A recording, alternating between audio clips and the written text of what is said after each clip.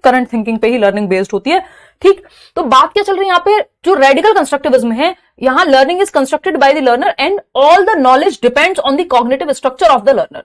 बच्चे का संज्ञानात्मक संरचना बच्चे की क्या है। अब संज्ञानात्मक संरचना का मतलब क्या, कॉग्निटिव स्ट्रक्चर का मतलब यहां क्या है। देखिए, जो रेडिकल कंस्ट्रक्टिविज्म है वो ये कहता है कि हाँ, बच्चा इंडिपेंडेंटली अपने ज्ञान का सृजन करेगा, इस बात को आप मान लीजिए। ठीक, तो रेडिकल कंस्ट्रक्टिविज्म की जब हम बात कर रहे हैं, हाँ, उग्र रचनावाद जिसको पियाजे बिलोंग करते हैं, रेडिकल कंस्ट्रक्टिविस्ट हैं पियाजे। ध्यान से समझिएगा, थोड़ी सी छोटी सी कहानी है और कहानी में ही जो है सारी बात छिपी हुई है।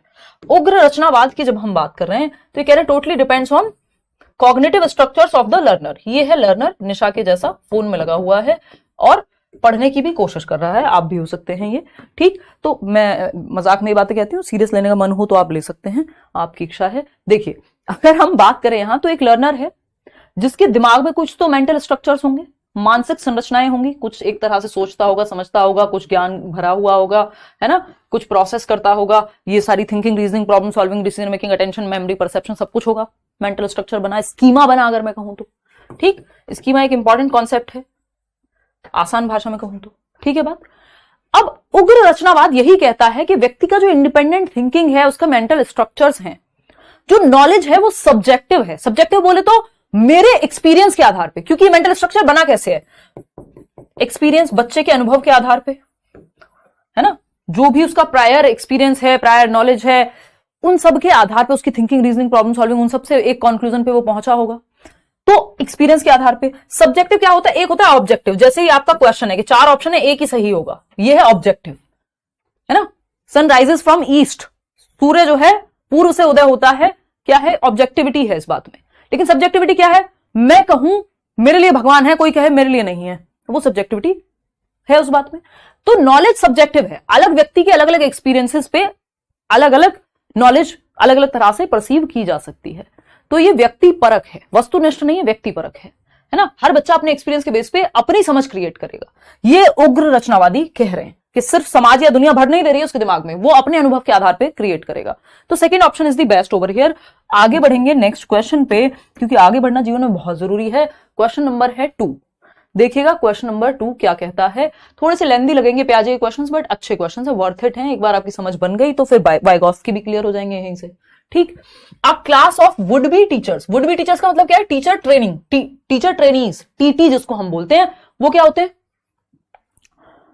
जब आप बीएड कर रहे हैं, बीटीसी कर रहे हैं, डीएलएड कर रहे हैं, तब आप टीचर ट्रेनिंग कहला रहे हैं। क्या आप अभी टीचर बने नहीं है, वुड बी टीचर हैं, अभी बनने वाले हैं, उसकी ट्रेनिंग ले रहे हैं। तो जब आप एक टीचर ट्रेनी है, were asked to write one critic of Piaget's theory, which of the following student was wrong. तो कुछ विद्यार्थी हैं जो प्यूपिल टीचर्स जिनको हम कहते हैं, उनको एक क्रिटिक, एक आलोचना पियाजे की लिखने को कहा गया। आपको देखना है कि कौन सा बच्चा गलत था, कौन से स्टूडेंट ने गलत आलोचना लिखी है।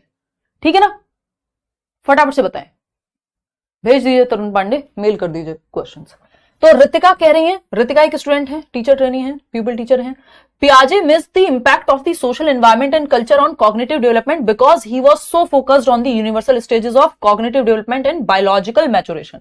यानी पियाजे ने जो है मिस कर दिया इंपैक्ट सोशल एनवायरनमेंट का और कल्चर का कॉग्निटिव डेवलपमेंट पे, यानी संज्ञानात्मक विकास पे, हमारे दिमाग के विकास पे, समाज और संस्कृति का जो इंपैक्ट है उसको थोड़ा मिस कर दिया और यूनिवर्सल स्टेजेस दे दी डेवलपमेंट की और बायोलॉजिकल मैच्योरेशन को, यानी हेरिडिटी को महत्वपूर्ण मान लिया। बात तो सही लग रही है, ये क्रिटिक है, हमें क्या पता, पूछा क्या जा रहा है हमसे, क्रिटिक चाहिए, रॉन्ग कौन है, गलत कौन है। हाँ बताइए, क्या ऐसा किया पियाजे ने? हाँ, वाइगॉत्स्की के केस में कहा जाता है कि उन्होंने बायोलॉजी को इग्नोर कर दिया कुछ हद तक, और पियाजे के केस में सोशल एस्पेक्ट को कुछ हद तक इग्नोर किया, पूरी तरह से नहीं किया बट किया। बात तो सही है। राधा क्या कह रही है, हिज थियरी, जेनेटिक्स को इन्होंने ज्यादा महत्व दे दिया, हेरिडिटी को। राधा क्या कह रही है, his theory is not based on observation of children from different cultures. Radha कह रही है कि जो इनकी थियरी है, इनका सिद्धांत है, वो विभिन्न संस्कृतियों के बच्चों के अवलोकन पर आधारित नहीं है, यानी अलग अलग कल्चर के बच्चों को ऑब्जर्व नहीं किया गया जब पियाजे अपनी थियरी बना रहे थे। कल्चर का मतलब क्या है, वो एशियन कंट्रीज में आते, मतलब अगर वो इंडिया आते, श्रीलंका जाते, या फिर मान लेते हैं वो अमेरिका जाते, स्विस थे ना, स्विट्जरलैंड से थे पियाजे, बट ऐसा उन्होंने किया नहीं। वो स्विस साइकोलॉजिस्ट थे, तो स्विट्जरलैंड के ही बच्चों पे उन्होंने एक्सपेरिमेंट किया, और स्विट्जरलैंड में भी स्पेसिफिकली अपने बच्चों पे उन्होंने एक्सपेरिमेंट किए। तो सभी संस्कृतियों में तो उन्होंने देखा ही नहीं, तो ये सब पे लागू नहीं होती ये चीज, ये इसका क्रिटिसिज्म है। बात बिल्कुल सही है भाई, जब पियाजे निकले नहीं स्विट्जरलैंड से, और कल्चर का हमारे संज्ञानात्मक विकास पे प्रभाव पड़ता है, हमारी संस्कृति का, किस संस्कृति में, किस समाज में हम रह रहे हैं उसका प्रभाव पड़ता है हमारे संज्ञानात्मक विकास पे। डेवलपमेंट जो है सामाजिक आर्थिक स्थिति और सामाजिक सांस्कृतिक परिप्रेक्ष्य से प्रभावित होता है। जिस संस्कृति, जिस समाज में आप रहते हैं, जो एक्टिविटीज आप बचपन से कर रहे हैं, जो त्योहार आप मना रहे हैं, इन सब चीजों का प्रभाव पड़ता है। जो स्पिरिचुअल टैक्स या व्हाटएवर जो भी आप पढ़ रहे हैं, तो इसका प्रभाव पड़ेगा। बात तो सही है। फिर आएगा थर्ड ऑप्शन, समय। समय एक व्यक्ति है, स्टूडेंट है, वो कहता है पियाजे underestimated the abilities of children because of the task use during his experiments. कि पियाजे ने बच्चों की क्षमताओं को कम आंका, जो उन्होंने प्रयोग किए उससे ही पता लगता है। हाँ, ऐसा ये भी एक क्रिटिसिज्म है पियाजे का कि कई बार पाया गया कि वो बच्चा जो रिवर्सिबिलिटी की वो बात कर रहे हैं या कंजर्वेशन की बात कर रहे हैं, तो उसमें से कुछ चीजें बच्चा 7 से 11 की बजाय 2 से 7 में सीख ले रहा है, तो वो अंडर एस्टिमेट किया कहीं कहीं पे, ऐसा भी दिखा। एक्सेप्शन है ना, तो यहां कह सकते हैं कि ये भी क्रिटिसिज्म यानी आलोचना में आएगा उनकी। असीम कह रहे हैं he has taken children only from 0 to 12 years of age. Asim ने कहा केवल 0 से 12 वर्ष तक की आयु के बच्चों को ही उन्होंने अपने एक्सपेरिमेंट में शामिल किया। बहुत ही प्यारा क्वेश्चन, आप देख रहे हो इतना लेंथी क्वेश्चन है, एक क्वेश्चन से कम आपकी 4-5 बातें क्लियर हो रही हैं। तो एक क्वेश्चन का मतलब हो गया कई क्वेश्चन कर लिया आपने। ठीक, तो अगर हम देखें समय, कोई कह रहा है समय, या कोई तो कह रहा है कि डेली क्वेश्चन की प्रैक्टिस कराऊं मैं। मेरी कोशिश तो ऐसी है, बट हो नहीं पा रहा है अभी। तो अभी जितना हो पा रहा है, जब हो पा रहा है, मेरी कोशिश है कि मैं कराऊं, है ना। जब मौका मिल रहा है करें हम लोग प्रैक्टिस, 2 दिन में, 4 दिन में, जैसे आज 4था 5वां दिन है। बट कोशिश है कि अभी कल और परसों तो एटलीस्ट क्लास हो, फ्राइडे तो छुट्टी होगी और सैटरडे भी जहां तक छुट्टी होगी। ठीक, तो जितने दिन हो पा रही है आप क्लास चेक कर लिया करो कि लगी है या नहीं। लेकिन जितनी भी क्लासेस होंगी क्वालिटी क्लासेस होंगी, इतना पक्का है ना। और बढ़ा देंगे क्लासेस, अभी पेपर आने दो। तो समय क्या कह रहे हैं, पियाजे ने अंडर एस्टिमेट किया बच्चों को, और ये ठीक बात है। ये बात आपको पहचाननी है कि 0 to 12 years के बच्चों पे एक्सपेरिमेंट किया है क्या? बिल्कुल नहीं, यही गलत है। जो गलत है वही सही है, क्योंकि पूछा ही गलत था। देखो समझना पड़ेगा, मैचुरेशन पे फोकस किया, कल्चर को इग्नोर किया, कुछ हद तक मानी जाती है इनकी क्रिटिसिज्म है। कल्चर का प्रभाव पड़ता है, not based on observation of children from different culture. हाँ, सारे कल्चर के बच्चे नहीं लिए, सिर्फ स्विट्जरलैंड के बच्चे, वो भी अपने ही बच्चों पे एक्सपेरिमेंट किया, ये भी एक उनका क्रिटिसिज्म है। पियाजे underestimated the abilities of children, बच्चों की एबिलिटीज को अंडर एस्टिमेट किया गया, कई स्टेजेस में देखा गया। ये तीनों ही बातें सही है, लेकिन फोर्थ जो बात है, असीम की बात सही नहीं है। Fourth option is the right answer. देखना कितने लोग दे रहे हैं फोर्थ ऑप्शन। 32%। हाँ, तो 32% लोग सिर्फ जवाब दे पा रहे हैं, तो वो भी मैं बता चुकी हूं अभी। तो असीम की बात सही नहीं है। क्यों नहीं है सही? देखो, पियाजे की स्टेजेस डिसकंटिन्यूअस डेवलपमेंट की बात करते हैं पियाजे, यानी असतत है और यूनिवर्सली सेम है। 4 स्टेजेस है ना पियाजे की। SPCF सिंपल आपको फंडा बताया हुआ है ना। शॉर्ट फॉर्म्स ऐसी ऐसी आपको, जो निमोनिक जिनको हम कह सकते हैं, ठीक है। हर एक स्टेज में बच्चा बेहतर बेहतर बेहतर होता जाएगा, संज्ञानात्मक रूप से उसकी क्षमता बढ़ती जाएगी। जन्म से 2 वर्ष, 2 से 7, 7 से 11, 11 से 15 या 11 एंड अबव भी हम कई बार कह देते हैं, है ना। 11 एंड बियॉन्ड भी कह देते हैं। तो ऐसा नहीं है कि 11 से 12, 11 से तो शुरू ही हो रही है वो स्टेज। 11 से 12, 12 साल पे थोड़ी खत्म हो जाएगी। फॉर्मल ऑपरेशनल 11 से तो शुरू होती है। SPCF यानी sensory motor, pre operational, concrete operational और फॉर्मल ऑपरेशनल।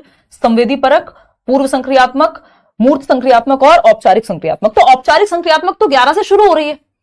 11 से 15, 11 एंड बियॉन्ड भी लिख देते हैं कई बार। 12 पे थोड़ी खत्म हो जा रही है, तो ये तो कहना गलत है कि 12 पे खत्म हो जाती हैं सारी स्टेजेस। इसीलिए असीम की बात जो है नहीं मानी जाएगी। बट 1 नंबर असीम नहीं दिलाया हमें, क्योंकि यही उत्तर सही था, क्योंकि पूछा ही गलत था और जो गलत था वही सही था। चलिए खैर, क्वेश्चन नंबर 4 पे आ जाइए। ये बात तो जीवन भर जो है चलती रहेगी। कौन सा क्वेश्चन है? 3। हाँ, 3 पे आ जाइए आप। देखिए क्वेश्चन नंबर 3 देखिएगा क्या कहता है। क्वेश्चन नंबर 3, जीन पियाजे said that children are little scientist. What does the term little scientist mean? यानी जीन पियाजे ने कहा कि बच्चे नन्हे वैज्ञानिक होते हैं। ये जो शब्द है नन्हे वैज्ञानिक, इस टर्म का मतलब क्या है बताइएगा फटाफट से। पहला ऑप्शन है children passively construct their knowledge. जहां बच्चे को निष्क्रिय कर दिया, 0 कर दिया, बैठा दिया, उसको पैसिव कर दिया, जहां वो एक्टिवली ज्ञान का सृजन नहीं कर रहा है एक्टिविटी करके, वो आंसर हो नहीं सकता कि पियाजे ये कहें कि बच्चा निष्क्रिय है, क्योंकि वो तो ज्ञान का सृजन। और लिटिल साइंटिस्ट, साइंटिस्ट निष्क्रिय होगा, साइंटिस्ट तो एक्टिव मिलेगा।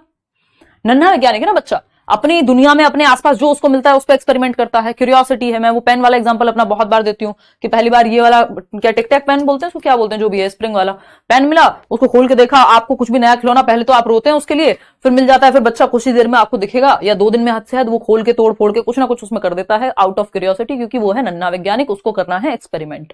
ठीक, तो ये बात तो सही है, लेकिन यहाँ वो बच्चा एक्टिवली करेगा, पैसिवली थोड़ी, सो के थोड़ी करेगा एक्सपेरिमेंट, वो तो बहुत एक्टिव है, तो ये गलत हो गया। Children construct their knowledge with the help of MQ and scaffolding. ये दोनों टर्म वाइगॉस्की की थ्योरी में यूज होते हैं, ना कि पियाजे के लिए। ठीक, फिर आता है third option, children have a set of schemas in their brain which help them with acquiring new set of knowledge. यानी बच्चों के मस्तिष्क में स्कीमा का एक समूह होता है जो उन्हें ज्ञान को प्राप्त करने में मदद करता है। यानी आपके ब्रेन में डेवलपमेंट का एक स्कीमा है, फिर आप उससे कॉग्निटिव डेवलपमेंट भी समझते हैं, फिर पियाजे भी समझ रहे हैं, तो आपके स्कीमास आपको हेल्प करते हैं नई सेट ऑफ नॉलेज को एक्वायर करने में। स्कीमा क्या है? जो ब्रेन में आपके भरा हुआ है, जो एग्जिस्टिंग नॉलेज आपकी है, जो वर्तमान ज्ञान आपका है, जो प्रीवियस नॉलेज है आपकी, जो भी आप आज जानते हैं, वो सब स्कीमा है। आप अगर हम बात करते हैं कि पियाजे ने कितनी स्टेजेस दिए, आप कहते हैं 4 स्टेजेस, इसका मतलब वो आपके स्कीमा में फीडेड हैं, एडेड हैं। ठीक, तो ये बात तो सही लग रही है। फिर भी फोर्थ ऑप्शन पढ़ेंगे, children actively construct their knowledge. ये बात भी सही लग रही है हमें तो। लेकिन पूछा क्या था? पूछा गया था what does the term little scientist mean. तो children have a set of schema in their brain which help them with acquiring new set of knowledge. चलो ठीक है कि नया स्कीमा है, बस बच्चे के मस्तिष्क में स्कीमा का एक समूह होता है जो उन्हें ज्ञान को प्राप्त करने में मदद करता है। लेकिन पूछा क्या था हमसे? ज्ञान कैसे प्राप्त करते हैं ये पूछा था? नहीं, हमसे पूछा था लिटिल साइंटिस्ट का क्या मतलब है, नन्हे वैज्ञानिक का। फोर्थ ऑप्शन फिर से पढ़ लेते हैं, children actively construct their knowledge. बच्चे सक्रिय रूप से अपने ज्ञान का निर्माण करते हैं, यानी वो लिटिल साइंटिस्ट है। साइंटिस्ट क्यूरियस है, एक्टिव है ना, और नॉलेज को सीख करता है, उसकी तरफ बढ़ता है। दोनों ही ऑप्शन बहुत क्लोज हैं। अगर दोनों ऑप्शन का ऑप्शन मिल जाए, दोनों में से किसी को भी बोर्ड में सही माना जा सकता है, बहुत क्लोज हैं दोनों ऑप्शन, लगभग सेम ही बात कह रहे हैं। लेकिन फिर भी हमें एक ही चूज करना है, तो हम लिटिल साइंटिस्ट के नाम पे फोर्थ के साथ जाएंगे। नहीं तो अगर थर्ड एंड फोर्थ दोनों का ऑप्शन होता तो दोनों को ही सही मान लेते, अभी भी मान सकते हैं। तो अगर आपने थर्ड लगाया तब भी आप ठीक है, बट लिटिल साइंटिस्ट की तरफ जा रहे हैं तो ज्यादा हमारा झुकाव जो है वो फोर्थ ऑप्शन के साथ होगा। दोनों को ही आप मान सकते हैं, नया क्वेश्चन है। क्वेश्चन नंबर 4 देखिएगा, क्वेश्चन नंबर 4। क्वेश्चन नंबर 4 क्या कहता है भाई? A child shows the following characteristics. कुछ विशेषताएं दर्शाता है एक बच्चा। फर्स्ट विशेषता है, पहला पॉइंट है, displays more effective special reasoning. बहुत अच्छा क्वेश्चन है, ध्यान से सॉल्व करिएगा। ये क्वेश्चन सिर्फ सही गलत के लिए मत करिएगा, ये क्वेश्चंस जो हैं वो महत्वपूर्ण है आपकी अंडरस्टैंडिंग के लिए, है ना? सही बात है या नहीं?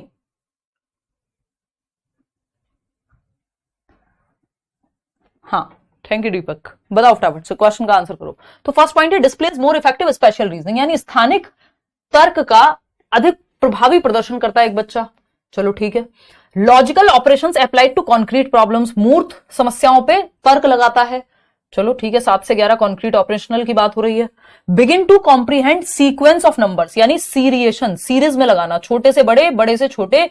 मतलब क्या हुआ? अपवर्ती और अनुवर्ती बोलते थे ना शायद, हाँ, तो अपवर्ती और अनुवर्ती या जो भी कहते थे उसको, यानी डिसेंडिंग और असेंडिंग ऑर्डर में लगाना या असेंडिंग डिसेंडिंग में लगाना, घटते क्रम में और बढ़ते क्रम में, सीरिएशन। ठीक है। द चाइल्ड फॉल्स, अब ये भी कहां आता है? सीसीएस, कंजर्वेशन, और क्या आता है? क्लासिफिकेशन और सीरिएशन। ये कहां आते हैं? सी में ही, यानी कॉन्क्रीट ऑपरेशनल में ही आते हैं। सिंपल शॉर्ट फॉर्म से आपको चीजें याद कराई हुई हैं। अगर आप बैच में या प्रीवियस वीडियोस देखे हैं आपने, तो ये बात आपको बिल्कुल पता होनी चाहिए। फिर आते हैं, the child falls in which category of Jean Piaget's stage of cognitive development. बच्चा पियाजे की कौन सी स्टेज में आता है? ध्यान से जवाब दीजिएगा, गड़बड़ हो जाएगी इसमें। बच्चा जीन पियाजे के संज्ञानात्मक विकास के किस चरण में की श्रेणी में आता है?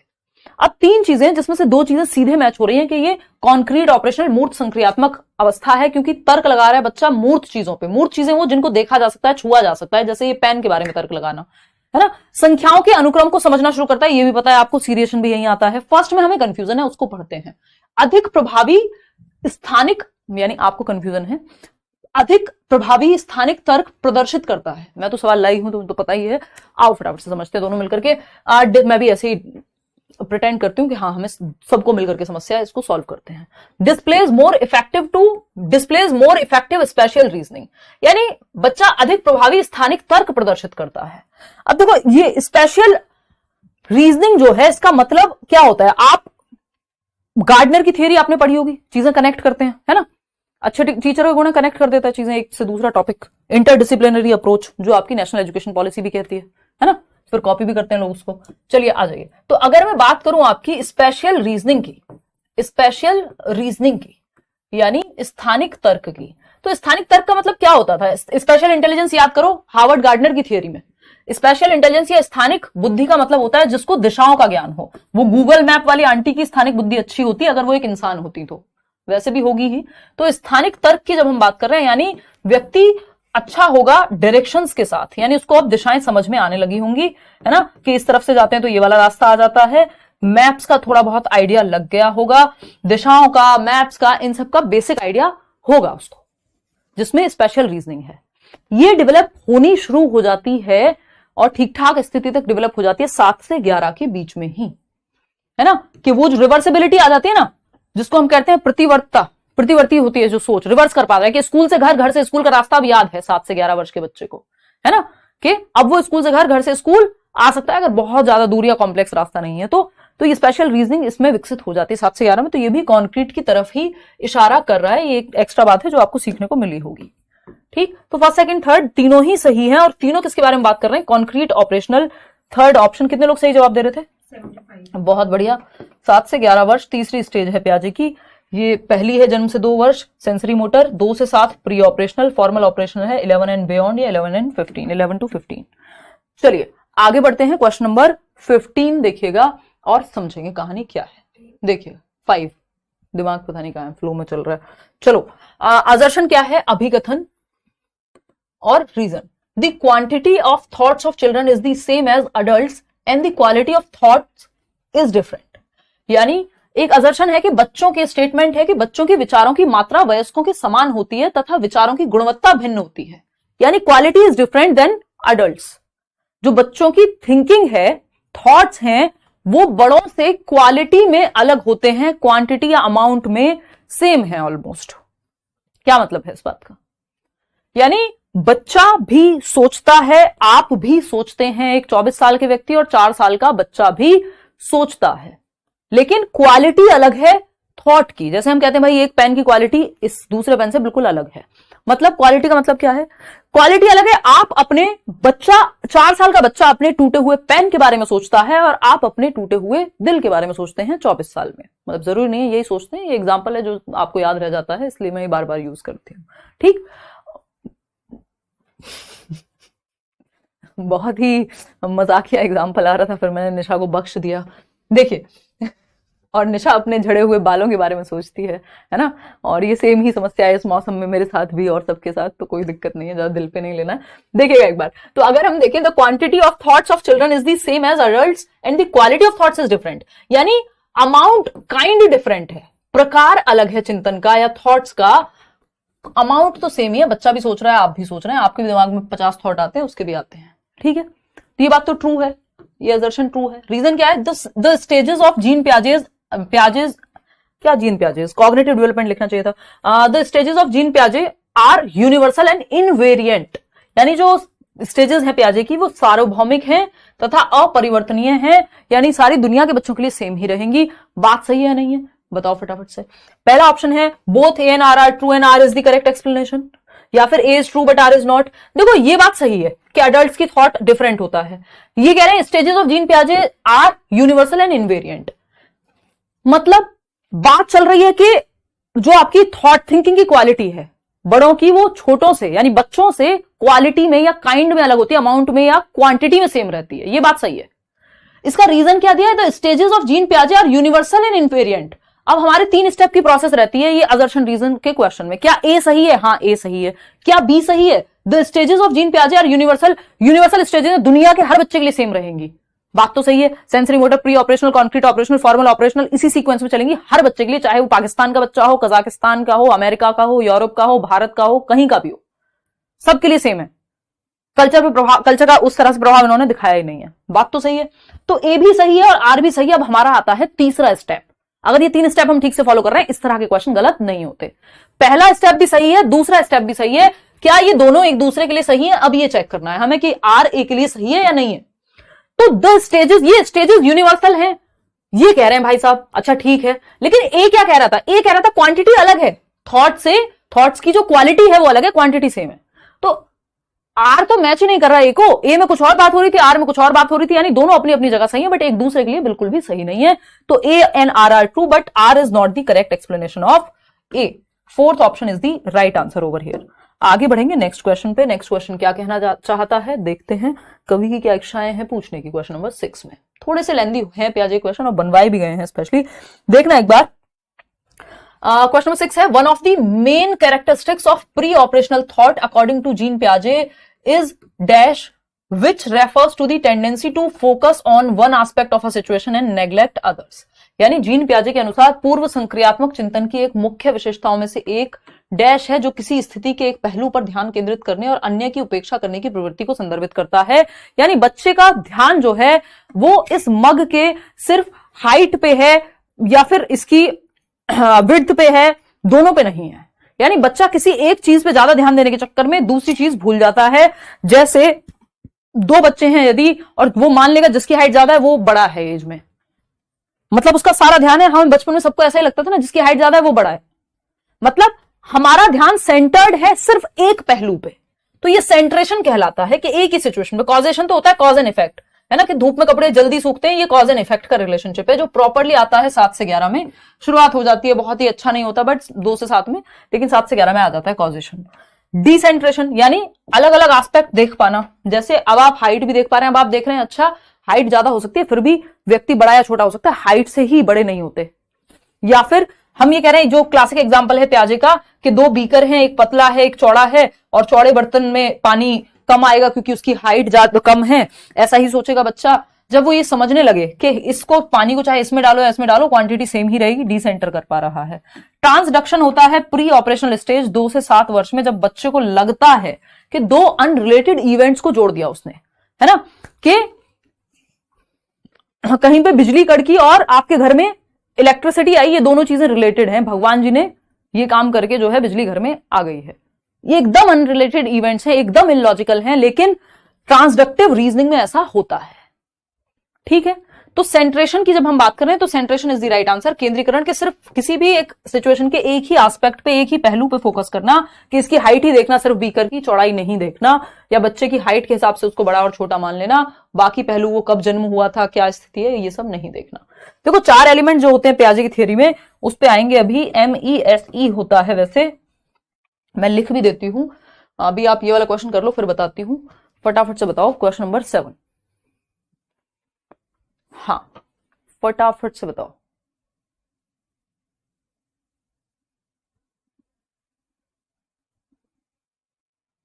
क्वेश्चन नंबर 5 के नंबर का क्वेश्चन सेकंड नंबर ऑप्शन देखिए, देख लूंगी तरुण, अभी देख लूंगी, डोंट वरी। चलो फटाफट से बताओ।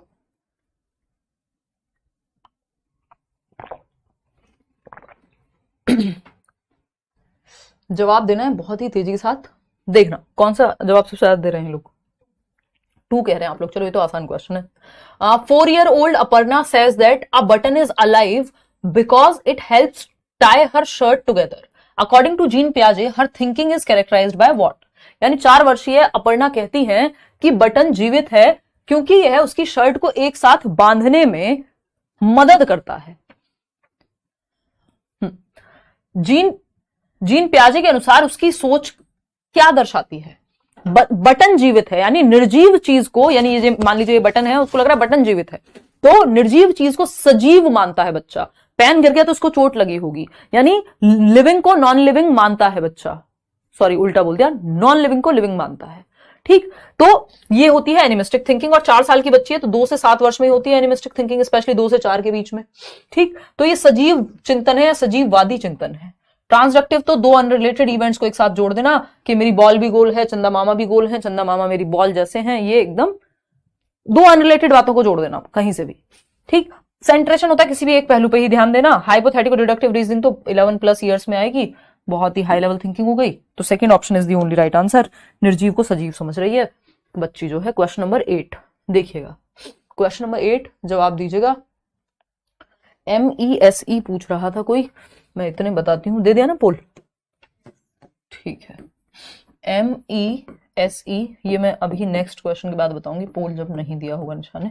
ये 4 एलिमेंट्स हैं पियाजे की थ्योरी में, 4 तत्व हैं, 4 स्टेजेस से अलग हैं। इन 4 तत्वों पे पूरी जो स्टोरी है, पूरी जो थियोरी है वो बेस्ड है। ठीक, फटाफट से बताएंगे बिना इधर उधर की बातें करे। थैंक यू मोटिवेशनल वीडियो कह रहे हैं, थैंक यू आप हमारे लिए इतना करते हो। इतना तो यार कहाँ ही करती हूँ, बट हाँ जितना हो पाता है। अब इतना टाइम हो गया है कि यूट्यूब पे उतना ध्यान नहीं रहता है जितना ऑफकोर्स पहले रहता था। मैं थोड़ा सा धीमे काम करने की स्थिति में हूँ अभी, बहुत टाइम से थोड़ा स्लो डाउन कर रही हूँ। ठीक, बट ठीक है, अभी भी एग्जाम के लिए पढ़ाई करेंगे, जितनी हो पाएगी उतनी करेंगे। और क्लासेस वगैरह तो हो रही हैं, बीच बीच में ब्रेक आ जाता है थोड़ा। देखिए हाँ, क्वेश्चन नंबर 5 को फिर से पढ़ेंगे, कोई दिक्कत नहीं है, टेंशन ना लो। बताओ फटाफट से क्वेश्चन नंबर 8 देखिएगा, एक एक डाउट क्लियर करके जाइएगा, घर पे ही हो वैसे आप। क्वेश्चन नंबर 8 कहता है as per Jean Piaget's theory of cognitive development which of the following ability distinguishes concrete operational thinking from pre operational thinking. यानी जो कॉन्क्रीट ऑपरेशनल थिंकिंग आपको पता है 7 से 11 वर्ष, इससे प्री ऑपरेशनल से ये कैसे अलग है, 2 से 7 वर्ष। ठीक, एसपीसीएफ में पी पहले आएगा फिर सी आएगा। इन दोनों में की डिफरेंस क्या है थिंकिंग में? कोऑर्डिनेशन ऑफ सेंसेस, तो सेंसेस की बात तो जन्म से 2 में हो जाती है। डिसेंटरिंग, हाइपोथेटिकल डिडक्टिव रीजनिंग तो अभी 11+ ईयर्स में आएगी, इसका तो कोई काम ही नहीं है, इसका भी कोई काम नहीं है। ऑब्जेक्ट परमानेंस 0 to 2 ईयर्स में आ जाती है कि आपके सामने कोई चीज है, बच्चे के सामने जो खिलौना नहीं है वो उसके लिए भी रो पाएगा, उसे भी ढूंढेगा, यानी वस्तु स्थायी हो गई है दिमाग में। ठीक, लेकिन डिसेंट्रेशन है जो मुख्य रूप से अलग करता है प्री ऑपरेशनल और कॉन्क्रीट ऑपरेशनल को, यानी पूर्व संक्रियात्मक और मूर्त संक्रियात्मक को। डिसेंटर करने का मतलब है कि अब बच्चे को ये समझ आ जाता है कि शेप और साइज चेंज होने पे क्वांटिटी सेम रहती है, यानी अगर आप इस पतले बर्तन से इस चौड़े बर्तन में डालते हैं कोई चीज तो क्वांटिटी सेम ही रहेगी। ऐसा नहीं है कि 2 रुपए के 5 सिक्के ज्यादा हो गए 10 रुपए के नोट से, वो अलग अलग पहलू किसी चीज के देख पाएगा। तो डिसेंट्रेशन जो है वो मुख्य क्वालिटी है जो दोनों स्टेज की थिंकिंग को डिफरेंशिएट जिसकी वजह से किया जा सकता है। क्वेश्चन नंबर 9 देखिएगा और बताइएगा फटाफट से। क्वेश्चन नंबर 5 पे एकदम लास्ट में आएंगे। ठीक, अकॉर्डिंग टू जीन पियाजे role of the teacher is to, यानी जीन पियाजे के अनुसार शिक्षक की भूमिका क्या है? बहुत इंपॉर्टेंट, बहुत अच्छा क्वेश्चन है, इसमें आप फंसेंगे, ध्यान से जवाब दीजिएगा। आप ए है provide opportunities to create disequilibrium, असंतुलन पैदा करने के अवसर प्रदान करना। पता नहीं हमें, तो आप देखिए। बी ऑप्शन है use methods that require discovery and construction, यानी उन तरीकों का उपयोग करना जिनमें खोज और निर्माण की आवश्यकता होती है, यानी बच्चा एक्टिव है यहां पे भी। फिर आता है third option focus on product rather than process. ये कहना गलत है क्योंकि प्रोसेस पे हमें प्रक्रिया पे फोकस करना होता है, प्रोडक्ट तो फाइनल प्रोडक्ट हो गया, और लर्निंग क्या है? प्रोसेस है एक, है ना। या जितनी भी हम बात कर रहे हैं सोशलाइजेशन की, डेवलपमेंट, ये सब प्रोसेसेस ही तो हैं। ठीक है, बात सही है या नहीं? आज ऐड बहुत आ रहे हैं, वो तो यार बाय डिफॉल्ट आ रहे होंगे, उसमें किसी का क्या ही रोल है। Ma'am you repeat your shirt, repeat भर भर के तब तक पहना जाता है एक कपड़ा जब तक उसका दम ना निकल जाए, है ना। देखो एक बार कपड़े देखो, इधर आ जाओ। डी ऑप्शन है give lectures to students for ease of learning, सीखने में आसानी के लिए छात्रों को व्याख्यान देना। फटाफट से बताओ। Give lecture to students for ease of learning, आसानी के लिए क्या कर रहे हैं? आप लेक्चर दे रहे हैं बच्चों को। तो क्या ये बात सही लग रही है? देखो लेक्चर को, डायरेक्ट लेक्चर को बहुत ज्यादा अच्छा नहीं मानते प्याजे कि दिमाग में भर दो, ये वैसा ही हो गया जो डायरेक्ट इंस्ट्रक्शन टाइप। और चारों ऑप्शन चूज करने का ऑप्शन है हमारे पास, बट चारों सही नहीं है क्योंकि ये प्रोडक्ट वाली बात तो गलत होगी। फाइनल प्रोडक्ट थोड़ी है लर्निंग, तो अभी सीखना की प्रक्रिया है सीखने की। देखो यहाँ पे बी तो सही है ही, ए भी सही है। अब कैसे सही है अभी मैं समझाऊंगी, अभी आपको लग रहा होगा क्या बोल रही हूँ। ए एंड बी दोनों सही है। सेकंड ऑप्शन देखना कितने लोगों ने सही दिया था। अच्छा, बहुत स्मार्ट हो रहे हो। देखो एक बार, तो यहां पे क्या, provide opportunities to create disequilibrium. Disequilibrium का मतलब है चैलेंज क्रिएट करना। बच्चे के लिए उन्होंने डायरेक्ट डिसइक्विलिब्रियम शब्द नहीं यूज किया है, बट सेंस वही है, चैलेंज क्रिएट करना। यानी ऐसे अवसर प्रदान करो जहां बच्चा चैलेंज हो, जहां उसका दिमाग लगे कि अरे यार ये, जैसे आज आप क्वेश्चंस कर रहे हैं कि क्या ये सही है नहीं, अच्छा इसमें क्या होगा, वो अपनी थिंकिंग को एक डिसइक्विलिब्रियम में डाल रहा है। एकोमोडेशन और एसिमिलेशन के बीच में कहीं स्थिति बन रही है, पुराना समझ नहीं आ रहा, अच्छा दोनों दिमाग पे जोर डल रहा है, अडेप्ट करने की कोशिश करेगा। तो उससे क्या होगा, उसका कॉग्निटिव स्ट्रक्चर, उसका स्कीमा अपडेट होगा, बेहतर होगी समझ, कॉग्निटिव डेवलपमेंट बेहतर होगा, उसकी thinking, reasoning, problem solving, attention, memory, perception, ये सब एक साथ काम में आएंगे। जब भी चैलेंजिंग सिचुएशन होती है तो ब्रेन डेवलप होता है ना, मतलब पढ़ने के सेंस में। तो जब आप 9th से 10th में जा रहे हैं तो चैलेंजिंग मिल रही है ना सिचुएशन, तो हर बार डिसइक्विलिब्रियम क्रिएट हो रहा है। इक्विलिब्रियम क्या है, जो दिमाग में है और जो बाहर है, यानी जितना आपको आता है उसी तरह के क्वेश्चंस आप कर लेते हैं, बात बराबर होगी। जबकि टीचर को क्या करना है, ऐसी सिचुएशन देनी है जहां थोड़ा सा चैलेंजिंग, जिस लेवल पे बच्चा है उससे हल्का सा ऊपर, जिससे वो चैलेंज महसूस करे और जहां जरूरत हो फिर हेल्प भी हो, तो वो खुद पहुंच जाए सही बात तक। तो only A and B are true, बाकी के दोनों जो है वो सही नहीं है। यहाँ पे इक्विलिब्रियम और डिसइक्विलिब्रियम की हम बात करते हैं। ये जो 4 एलिमेंट्स हैं पियाजे की थियरी में, मैचुरेशन का मतलब है हेरिडिटी या जेनेटिक्स। तो पियाजे कह रहे हैं बायोलॉजी महत्वपूर्ण है, जैविकता महत्वपूर्ण है। Maturation is highly related to heredity, यानी आपकी आनुवांशिक क्षमताओं का समय के साथ अनफोल्ड होना मैचुरेशन है ना। तो अनफोल्ड होना कैसे, आपके दांत समय के साथ निकलते हैं, आप तो खुद से नहीं निकालते हैं। बच्चे के हाथ पैर तो जन्म से होते हैं, लेकिन क्या वो चलना जन्म से सीख सकता है? नहीं। मैचुरेशन यानी जब परिपक्वता आएगी तब सीखेगा। तो मैचुरेशन बाय डिफॉल्ट होती है ना। लड़कियों में मेंस्ट्रुएशन साइकिल या लड़कों में जो प्यूबर्टी में जितने भी चेंजेस आ रहे हैं वो बाय डिफॉल्ट अपने आप हो रहे हैं ना, अनफोल्ड हो रहे हैं। हेरिडिटी में कोडिंग है, जेनेटिक मेकअप है जो समय के साथ अनफोल्ड होगा। तो पियाजे कह रहे हैं कि जेनेटिक्स इंपॉर्टेंट है, हेरिडिटी इंपॉर्टेंट है, बायोलॉजी इंपॉर्टेंट है आपके विकास के लिए, आपके दिमाग के विकास के लिए। एज के अकॉर्डिंग समझ आपकी बेटर होती है या बेहतर होती है। जो 7 से 11 में लॉजिक आ रहा है वो शायद जन्म से 2 वर्ष में नहीं आएगा, शायद क्या आएगा ही नहीं। ठीक, तो ऑब्जेक्ट परमानेंस इस एज में, जो भी एज की बात कर रहा है इसका मतलब वो हेरिडिटी को महत्वपूर्ण कहीं ना कहीं मान रहा है। फिर आती है यहाँ पे बात एक्सपीरियंस की, यानी अनुभव। बच्चे को एक्टिविटी कराओ, एक्सपीरियंस का दूसरा मतलब यहाँ अनुभव से हो सकता है। ठीक, एक्टिविटी यानी सक्रिय रखिए बच्चे को, एक्टिविटी कराइए। फिर आता है सोशल एक्सपीरियंस। तो सोशल एक्सपीरियंस को बिल्कुल जीरो नहीं कर दिया है, महत्व दिया है इसको भी, लेकिन हाँ वाइगॉस्की जितना नहीं कि बच्चा समाज में या लोगों में, ठीक है, वो अपना एक अनुभव लेगा और अपनी एक समझ बनाएगा। फिर आता है इक्विलिब्रेशन। इक्विलिब्रेशन की जब हम बात कर रहे हैं यहां पे, ये है संतुलन जिसकी अभी बात हो रही थी, है ना, संतुलन। इस संतुलन में ही आता है आपका अडेप्टेशन और ऑर्गेनाइजेशन की प्रक्रिया, कि आपके ब्रेन में जो जो इंफॉर्मेशन होती है उसको आप ऑर्गेनाइज करते जाते हैं। ये 4 फैक्टर्स हैं, 4 स्टेजेस इन्हीं पे बाद में बेस्ड हैं। ठीक है ना, कहीं होगा भी यही, 1 मिनट में आपके सामने ये दिखा भी देती हूँ। ओके फाइन, यहां पे तो नजर नहीं आ रहा हमको, 1 मिनट रुको। चलो कोई नहीं, ऐसे ही यहीं पे डिस्कस कर लेते हैं। तो एक तरफ अडेप्टेशन है जिसको अनुकूलन कहते हैं, कि आप एनवायरमेंट के साथ अडेप्ट करते हैं। अडेप्ट कब करेंगे, चैलेंजिंग सिचुएशन तो आनी चाहिए ना। तो एसिमिलेशन और एकोमोडेशन। एसिमिलेशन है कुछ नया ऐड करना एग्जिस्टिंग स्कीमा में, एकोमोडेशन है मॉडिफाई करना जब चीजें नए स्कीमा में फिट नहीं हो रही, तो मॉडिफिकेशन होगा जब चैलेंज सामने आएगा बच्चे के। तो और ऑर्गेनाइजेशन तो सिंपल है, ब्रेन में आपने चीजों को ऑर्गेनाइज किया हुआ है, ये सीडीपी का कॉन्टेंट, ये इसका, ये उसका। ठीक, ये 4 फैक्टर्स हैं। ठीक, तो यहां पे answer only A and B बनता है कि जब डिसइक्विलिब्रियम, असंतुलन की स्थिति पैदा होगी, जो दिमाग में और जो बाहर क्वेश्चन है दोनों मैच नहीं हो रहे, तो थोड़ा सा दिमाग पे जोर डालोगे, एकोमोडेट करोगे, चेंज करोगे, प्रीवियस को मॉडिफाई करोगे, तो बेहतर से आपकी लर्निंग होगी। तो ए एंड बी दोनों ही सही हैं। आगे बढ़ेंगे क्वेश्चन नंबर 10 पर। देखिएगा क्या कहता है क्वेश्चन नंबर 10, फटाफट से जवाब दीजिएगा। ये कहता है पियाजे has assumed that all children go through the same sequence of development but at different rates. यानी सीक्वेंस सेम है। सीक्वेंस बोले तो SPCF, sensory motor, pre operational, concrete operational और फॉर्मल ऑपरेशनल, सारी दुनिया के बच्चों के लिए सेम है। ठीक है, सीक्वेंस सेम है बट एट डिफरेंट रेट्स। लेकिन ये जरूरी नहीं है कि दर सेम हो। स्पीड ऑफ डेवलपमेंट या रेट ऑफ डेवलपमेंट या पेस ऑफ डेवलपमेंट, विकास की दर भिन्न होती है, विकास के चरण सेम होते हैं। समझ पा रहे हो बात को। तो अगर हम देखें विकास की स्टेजेस यानी डेवलपमेंटल स्टेजेस जो हैं वो यूनिवर्सल है, लेकिन रेट इज डिफरेंट। एक 1.5 साल का बच्चा हो सकता है दौड़ने मतलब चलने लगा हो, बोलने जल्दी लगा हो। दूसरा बच्चा हो सकता है जो अभी 1.5 साल में ठीक से नहीं चल पाता है या बोलना अभी उतना इफेक्टिवली शुरू नहीं किया। तो रेट में अंतर हो सकता है लेकिन स्टेज सेम है। ये बात तो सही है। Therefore teacher must plan activities. कैसी एक्टिविटीज प्लान करे teacher? Outside the classroom, inside the classroom, for individual children and small groups, not just for the whole class. यानी व्यक्तिगत बच्चों और छोटे समूहों के लिए, यानी इंडिविजुअल डिफरेंसेस का ध्यान रखे टीचर, व्यक्तिगत विभिन्नताओं का ध्यान रखे, क्योंकि बच्चों में विभिन्नता होती है। हर एक बच्चा सेम स्टेज में होने के बावजूद सेम गति से सीखेगा, ये जरूरी नहीं है। बात सही है नहीं? तो थर्ड ऑप्शन सही है। According to needs of the curriculum, curriculum नहीं बच्चे की नीड्स के हिसाब से करिकुलम डिजाइन होता है, ना कि उल्टा।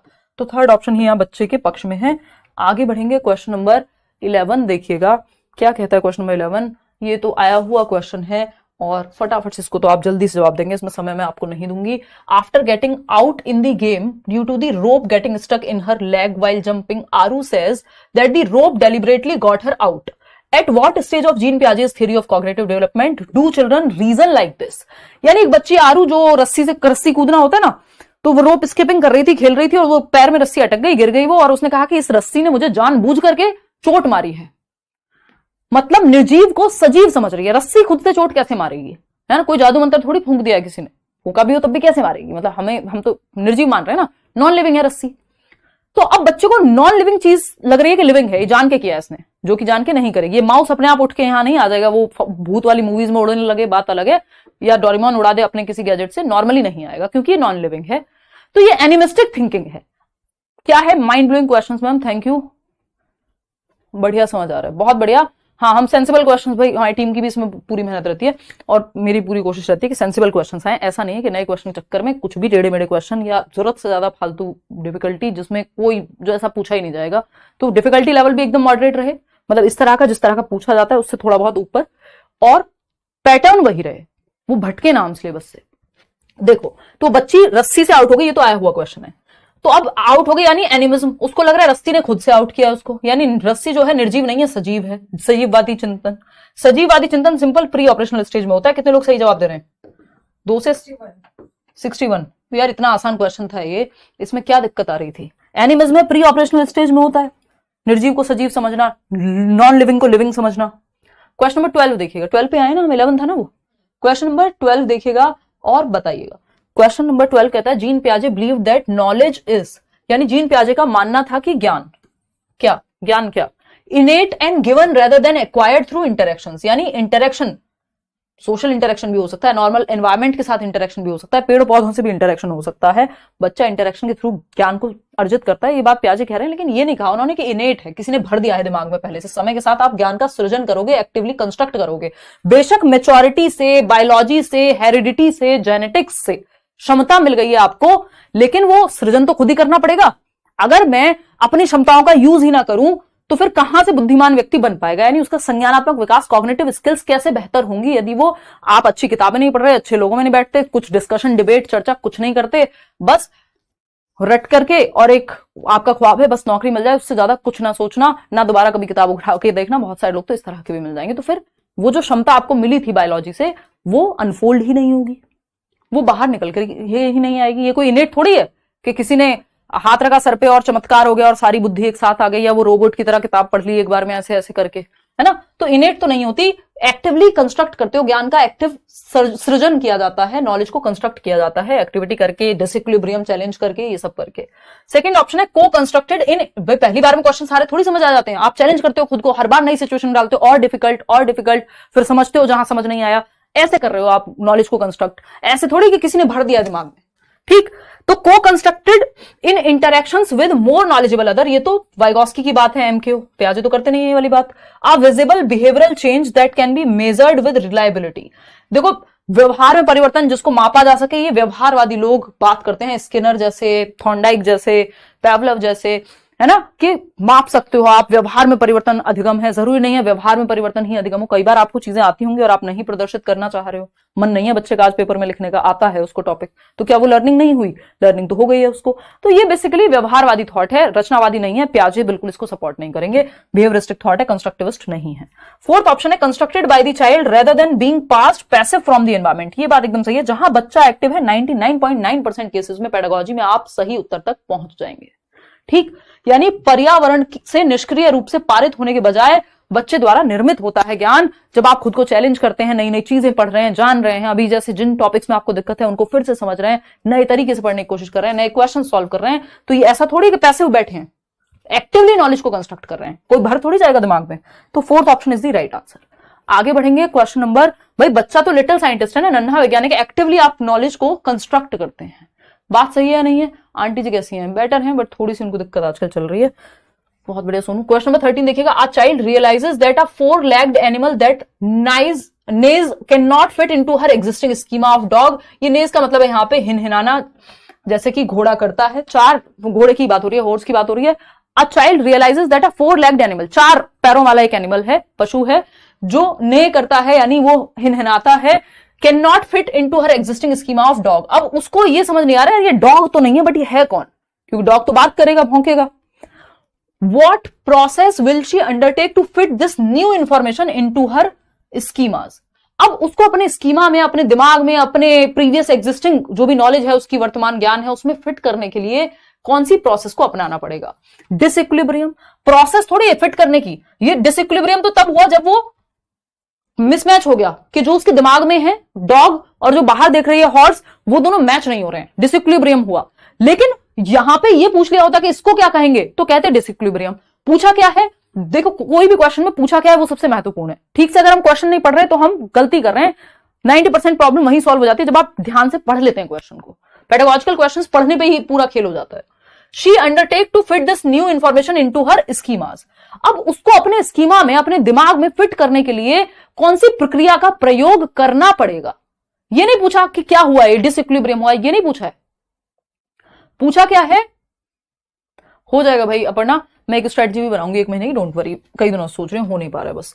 असंतुलन यानी डिसबैलेंस नहीं, बैलेंस में करने के लिए क्या करना पड़ेगा? एकोमोडेट करना पड़ेगा, नई इंफॉर्मेशन को फिट करने के लिए मॉडिफाई करना पड़ेगा, प्रीवियस स्कीमा में परिवर्तन लाना पड़ेगा, क्योंकि जो नई इंफॉर्मेशन है वो just as it is add नहीं हो पा रही है।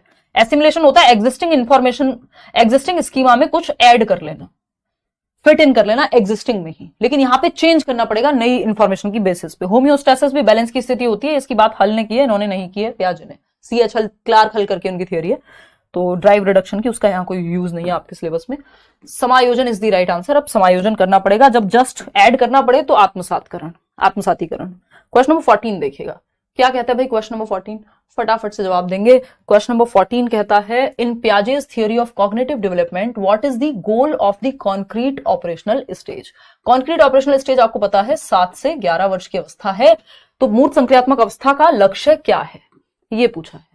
7 से 11 लॉजिक पहली बार यही आता है। ऑपरेशनल थॉट, एब्स्ट्रैक्ट, अमूर्त चिंतन, यानी जो चीजें सामने नहीं है, एक एब्स्ट्रैक्ट है, दूसरा कॉन्क्रीट है। कॉन्क्रीट वो, ये माउस, ये पेन, मैं आपके सामने हूं, मतलब लिटरली नहीं, बट आप देख पाते हैं, है ना, टच फील देख पाते हैं इंसान को, या माउस को मान लीजिए, जो आपके फोन, जिस फोन पे आप देख रहे हैं वो फोन कॉन्क्रीट है। लेकिन आपसे कहा जाए प्रेम पे आपके विचार बताइए कैसा महसूस होता है, वो थोड़ा सा एब्स्ट्रैक्ट है, शायद आप एग्जैक्ट बता भी ना पाए, थोड़ा अमूर्त हो गया। ऑनेस्टी अमूर्त हो गई, ऐसे कॉन्सेप्ट, बिटकॉइन अमूर्त हो गया, मूर्त थोड़ी जिसको टच फील कर लोगे डायरेक्ट। आइडियाज की जब हम बात कर रहे हैं तो कई बार अमूर्त होते हैं, और अमूर्तता पे चिंतन होता है 11 साल के बाद, यानी आपकी फॉर्मल ऑपरेशन में, ना कि कॉन्क्रीट में। तो ये तो ऑप्शन हट गया। ऑब्जेक्ट परमानेंस तो जन्म से 2 में ही आ जाती है, वस्तु स्थायी, तो ये भी हट गया। सिंबॉलिक थॉट, ये भी 2 से 7 वर्ष में हो जाता है कि आप हैरी पॉटर की झाड़ू पे या शक्तिमान बन रहे हैं, आप शक्तिमान बनने ही जा रहे हैं, बस सिंबॉलिक है ना। कई बार जब आप ईश्वर की पूजा भी कर रहे हैं, कोई मूर्ति की पूजा कर रहे हैं, तो हम कह सकते हैं वो सिंबॉलिक है, डायरेक्ट ईश्वर थोड़ी आए, वो बना के तो किसी व्यक्ति ने दी है। तो सिंबॉलिक मतलब यहां पे जैसे सिंबल्स के माध्यम से सीखना, ABCD के माध्यम से चाहे आप सीख रहे हो, वो भी लैंग्वेज भी सिंबॉलिक है। अगर हम बात कर रहे हैं आपकी और सिंबॉलिक क्या, जो हैरी पॉटर की झाड़ू है उस पर बैठ के एक बच्चा उड़ने की कोशिश कर रहा है, सिंबॉलिक है। घोड़ा बना करके पिताजी को बैठ करके उनको ऊपर चढ़ाने की कोशिश कर रहा है, सिंबॉलिक है। Common examples.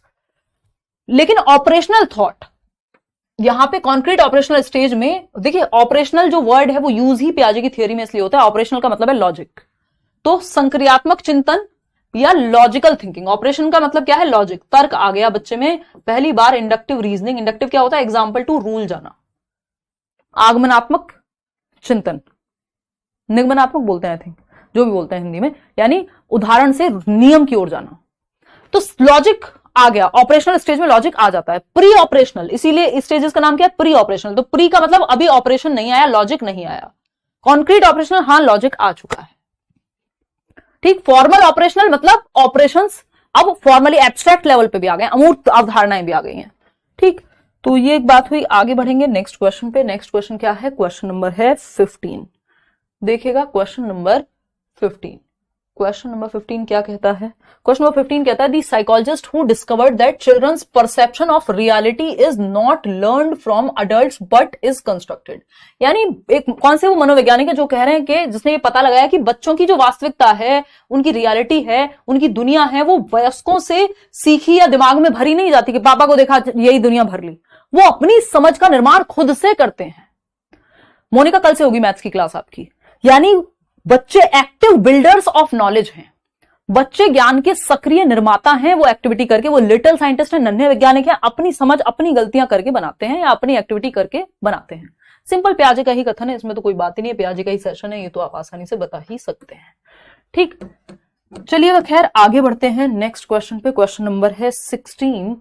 ये क्या कहता है? ये भी अच्छा क्वेश्चन है, ध्यान से सॉल्व कीजिएगा, नहीं तो आप इसमें गड़बड़ कर देंगे। ए फॉर एप्पल लिख के भेज रहे हैं कई लोग, कितने तेजस्वी लोग हैं। वेरी गुड, बहुत ही बढ़िया। चलिए अभी तो आप इसको ऐसे ही सॉल्व करिए। Which of the following statement correctly describes the difference in point of view of Vygotsky and पियाजे in terms of learning and development. अधिगम और विकास के बारे में पियाजे और वाइगॉस्की के थॉट्स किस एक ऑप्शन में क्लियरली दर्शाए गए हैं, ये आपको बताना है।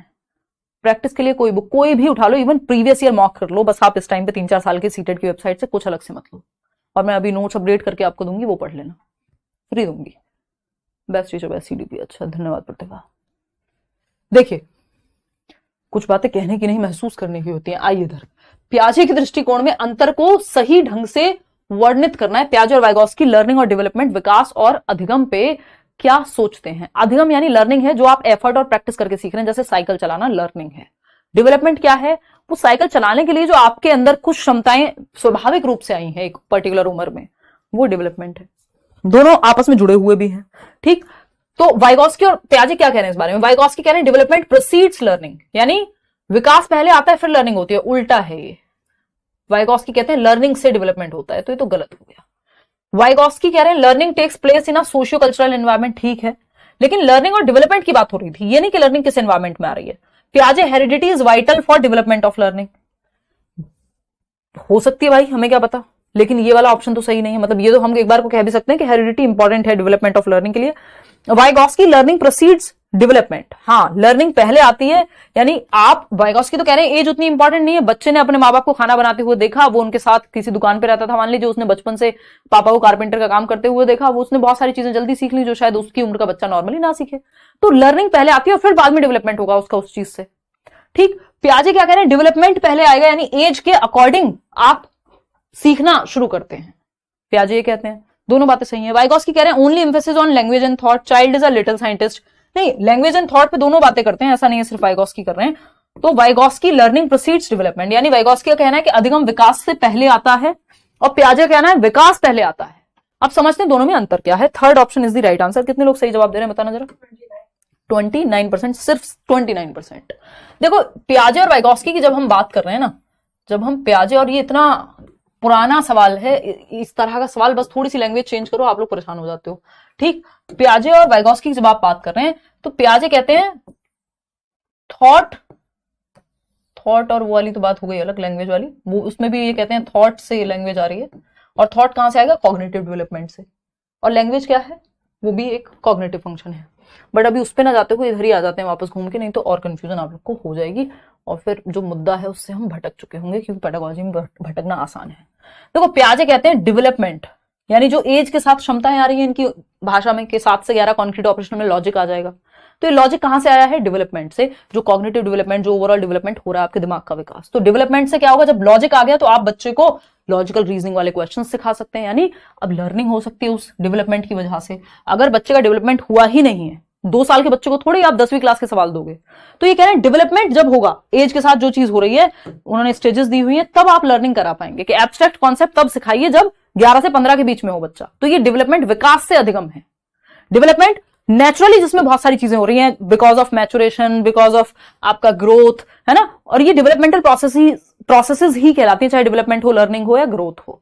जबकि वाइगॉस्की की जब हम मान रहे हैं, वाइगॉस्की कह रहे हैं पहले आप सीखते हैं, उम्र मैटर नहीं कर रही है इनके लिए कि 7 से 11 में सिखाओ। ये कह रहे हैं आप सीखते हैं और सीखने से आपका डेवलपमेंट होता है, यानी आप किताबें पढ़ रहे हैं, अच्छे माहौल में रह रहे हैं, एक दूसरे से इंटरेक्शन कर रहे हैं, डिस्कशन डिबेट कर रहे हैं, तो आपकी इस लर्निंग की वजह से, लर्निंग क्या होती है? एफर्ट और प्रैक्टिस से होती है। डेवलपमेंट जरूरी नहीं हमेशा एफर्ट और प्रैक्टिस करना पड़े भाई। एक सर्टेन एज में आपकी एक समझ बन गई, जरूरी नहीं कि आपने उसके लिए एफर्ट ही किया होगा। साइकिल चलाना सीखेगा बच्चा, या तो बेसिकली लर्निंग से डेवलपमेंट हो सकता है, ये वाइगॉस्की कह रहे हैं, क्योंकि ये कह रहे हैं आप उम्र से पहले भी सीख सकते हैं, बजाय कि आपसे कोई ज्यादा जानने वाला व्यक्ति हो आपके अराउंड। तो इनकी थियोरी में स्टेज इंपॉर्टेंट ही नहीं है। ये कह रहे हैं एफर्ट और प्रैक्टिस करो, लर्निंग होगी, और लर्निंग से आपकी समझ बन जाएगी, आपका डेवलपमेंट होगा। तो कहानी ऐसे चलेगी। यहां पे ये बात बन नहीं पा रही थी कि जो था कि पियाजे heredity is vital for development of learning, सिर्फ लर्निंग के लिए ही नहीं, वो पूरे डेवलपमेंट के लिए हेरिडिटी इंपॉर्टेंट है। ये बात अगर सही भी मान लें तो ये वाली बात सही नहीं है कि learning takes place in a socio cultural environment. बात हो रही है डेवलपमेंट और लर्निंग का क्या रिश्ता है, ये नहीं कि लर्निंग कहां टेक प्लेस करती है। वो रिश्ता चाहिए था हमको जो कहलाता है कि लर्निंग एंड डेवलपमेंट का रिश्ता है। ये तो सिर्फ इन जनरल बात कर दी इन्होंने, इसलिए हम इसके साथ नहीं जा सकते थे सेकंड के साथ, कि सामाजिक सांस्कृतिक परिवेश में होता है। फिर इनको डेवलपमेंट भी तो बताना था ना, दोनों के संदर्भ में सवाल का जवाब देना था। Thank you Sheetal, your way of teaching is wonderful, धन्यवाद। पीएस सेट में भी हेल्प हो जाएगी, तो देश भर में जहां भी पियाजे पूछा जाएगा इस तरह के सवाल हैं, आपको मदद मिलेगी ही। क्वेश्चन नंबर 17 देखिएगा, द प्रोसेस ऑफ अडेप्टेशन यानी अनुकूलन, एसिमिलेशन यानी आपका आत्मसातीकरण, एकोमोडेशन समायोजन, इक्विलिब्रेशन आर इन्फ्लुएंस्ड बाय यानी अनुकूलन। जब आप अडेप्ट कर रहे हैं, सर्दियां आ रही हैं उस हिसाब से अडेप्ट कर रहे हैं। एसिमिलेशन कुछ नया ऐड कर लिया आपने अपने एग्जिस्टिंग स्कीमा में, पेन देखा एक नई तरह का, अच्छा हाँ ये भी पेन होता है वो भी पेन होता है, ऐड कर लिया पेन के स्कीमा में। एकोमोडेशन पुराने स्कीमा को चेंज करना पड़ा यदि, तो वो भी कर लिया। इक्विलिब्रेशन बैलेंस में है, जो दिमाग में है और जो दुनिया में है दोनों संतुलन में है। आपके दिमाग में पेन का स्कीमा है, आपने पेन देखा, कहा पेन है, ओके फाइन। अगर पेन की जगह कुछ और देख लिया और समझ नहीं आ रहा है पेन है क्या है, तो डिसइक्विलिब्रियम होगा। जैसे वो बच्चे ने हॉर्स देख लिया था, यानी जो घोड़ा देखा था और कुत्ते का स्कीमा में फिट नहीं हो रहा था, तो वो डिसइक्विलिब्रियम की स्टेज थी। चाइल्ड्स एक्सपीरियंस एंड एक्टिविटी, ये सब कैसे डेवलप होता है? बच्चे के सक्रिय होने से। हाँ, बच्चा जहां एक्टिव है बात खत्म। सोशल इंटरेक्शन की बात प्याजे थोड़ी करेंगे। Biological process of becoming mature, सिर्फ बायोलॉजिकल प्रोसेस नहीं, बच्चे का अनुभव overall, all of the above. हाँ भाई ये भी सही लग रहा है। अब तो रुको, क्वेश्चन ही बदल गया, जज्बात बदल दिए, हालात बदल दिए, क्योंकि ऑप्शन बदल दिए। सारा खेल तो ऑप्शंस का है ना पूरी पेडागोजी में। भाई यही 4 ऑप्शंस में से हमें बेस्ट ऑप्शन चूज करना है, या फिर 2 तरीके होते हैं जो मैं सिंपल आपको बताती हूं, या तो आप बेस्ट ऑप्शन चूज कर लीजिए,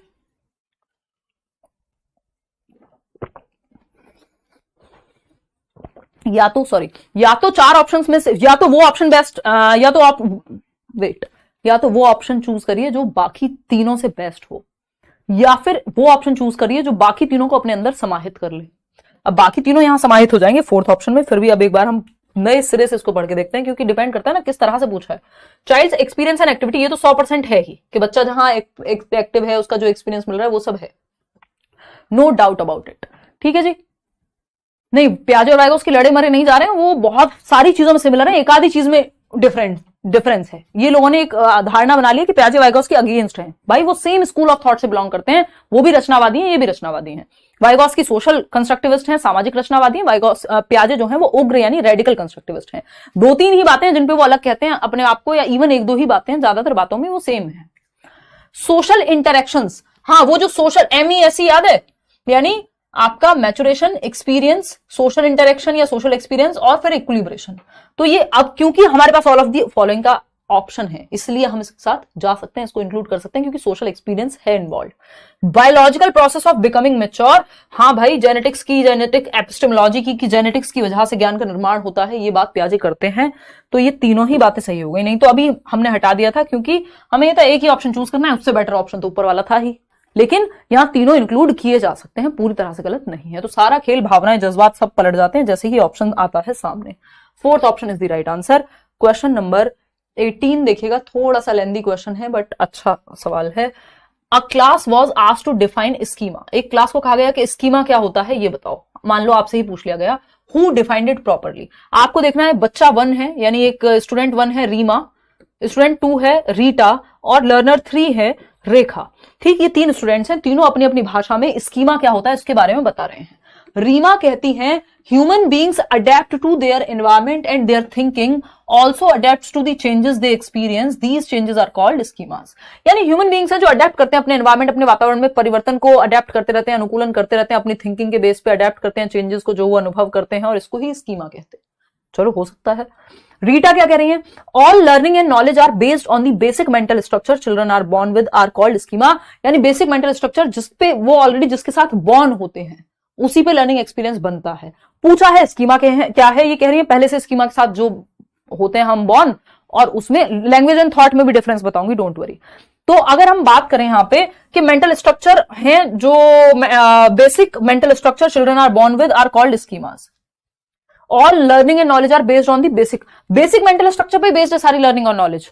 नहीं भाई, बेसिक स्कीमा वो होते हैं आपके, वो रिफ्लेक्सेस बेस्ड होते हैं कि कुछ चीजें जैसे आपका जो सकिंग का स्कीमा है वो बच्चे में सेट होता है जन्म से ही, लेकिन उसके ऊपर तो आप बहुत कुछ एनवायरमेंट के साथ बना रहे हो, तो इसको पूरी तरह से सही नहीं कह सकते। फिर भी देखते हैं, रेखा कहती है altering existing ideas as a result of new information और new experiences is called schema. यानी नई जानकारी या नए अनुभवों के परिणाम स्वरूप मौजूदा विचारों को बदलना स्कीमा कहलाता है। ये तो एकोमोडेशन नहीं कहलाएगा, समायोजन कहलाएगा ये तो, है ना। तो इसके साथ तो हम नहीं जा रहे हैं। फिर बचता क्या है, रीमा एंड रेखा और सुषमा। ये ऐसी सी फील आ रही है ना, वो कौन सा एड आता था, सबकी पसंद निर्मा जया और सुषमा। यस, आ जाओ इधर, फालतू बातें नहीं करेंगे। रीमा कह रही है human beings adapt to their environment and their thinking also adapt to the changes they experience, these changes are called schemas. कह सकते हैं अपडेट हो रहा है schema. All learning and knowledge. अब देख लो क्या कहें इसको, ओनली रीटा ओनली रेखा के साथ जाएंगे हम यहाँ पे, क्योंकि अगर दोनों का ऑप्शन होता साथ में तो एक बार को फिर भी कंसिडर कर लेते। ओनली रेखा सेकेंड ऑप्शन। चलिएगा आगे बढ़ेंगे नेक्स्ट क्वेश्चन पे। ऑल्टरिंग एग्जिस्टिंग आइडियाज, ऑल्टर करना तो सिर्फ न्यू इन्फॉर्मेशन के बेस पे, वो एसिमिलेशन एकोमोडेशन में आ जाएगा। ठीक, अब अभी वो मत देना नेक्स्ट पोल, इनको लैंग्वेज एंड थॉट के बारे में थोड़ी सी चर्चा कर दूं, फिर हम आगे बढ़ेंगे। देखो ये लर्निंग और डेवलपमेंट की बात थी, प्याजे क्या कह रहे हैं,